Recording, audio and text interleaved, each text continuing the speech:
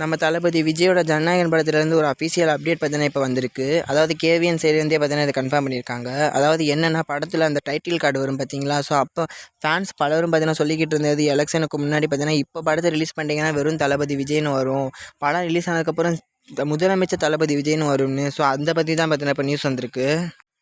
So என்ன சொல்லப்படுதுன்னு பார்த்தீங்கன்னா KVN சைட்லேருந்தே பார்த்தீங்கன்னா நம்ம சிஎம் விஜய்கிட்ட பார்த்தீங்கன்னா கேட்டிருக்காங்களாம், இந்த மாதிரி சிஎம் விஜய் நடிக்கும்னு போடலாமான்னு. ஸோ விஜய் பார்த்தீங்கன்னா இல்லை அந்த மாதிரிலாம் வேணாம், இதனோட கடைசி படம் தளபதினே வரட்டும் பார்த்தீங்கன்னா அது இந்த மாதிரி தான் இருக்கணும், நான் என்னோட பழைய ஸ்டைலே வரட்டும் பார்த்தீங்கன்னா சொல்லிட்டாரு. ஸோ இப்போ படத்தில் பார்த்தீங்கன்னா முதலமைச்சர் விஜய்னு வரப்போகுது கிடையாது, நார்மலாக வர்ற மாதிரி தளபதி விஜய்னு தான் வரப்போகுது.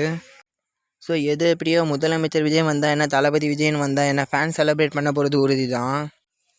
நெக்ஸ்ட் இந்த படத்தோட ரிலீஸ் பற்றி பார்த்தீங்கன்னா இன்னும் பார்த்தீங்கன்னா எனக்கு பிரச்சனையாக தாங்க இருக்குது. இது இப்போ தான் ரிலீஸ் ஆகணும். ஏன்னா இப்போ கேவிஎன் பார்த்தீங்கன்னா மறுபடியும் ஜனநாயகனை விட்டுட்டு டாக்ஸிக் சைடு பார்த்தீங்கன்னா இறங்கி ப்ரொமோட் பண்ண ஆரம்பிச்சிருக்காங்க போஸ்டர்லாம் போட்டுக்கிட்டு. ஸோ என்ன மைண்ட் செட்டில் இவங்க இருக்காங்கன்னு எனக்கு தெரியலை.